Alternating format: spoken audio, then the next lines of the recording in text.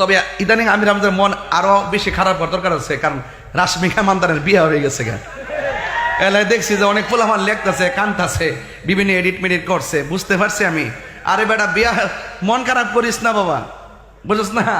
এবার আল্লাহর রাস্তায় একটু তওবা টবা কইরা মুসলমান হয়। কথা কোন ঠিক না বেটি? কি সুন্দর করে মন্দির পিছনে রাখা ইসলামী সঙ্গীত আর গীতা পাঠ করতেছে।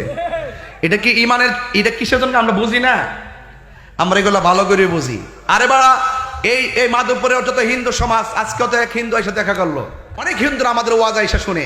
আজকে আমি কিছু হবিগঞ্জ চেম্বারের মধ্যে একজন এসে বলতেছে, হুজুর আমি হিন্দু কিন্তু আপনাকে অনেক ভালোবাসি, আপনি সম্প্রীতি কথা বলেন, তোমার কি মন্দিরের মধ্যে যাইয়া কই তুইব? বরং হিন্দুরা আরো এটা ডিস্টার্ব মনে করে, ঠিক কিনা বলেন? যে আমরা একটু আনন্দ, আমরা ধর্মটা পালন করবো, মোল্লাটি কই থেকে আইলো রে, এটি তো আইসে আসল তো আমরা খুশি করতে আইসে না, তলে তলে বুট নিবার লাগে আইসি রে। এরা এরা এরা যে কেমন লোক আমরা চিনি, কথা বলেন ঠিক কিনা?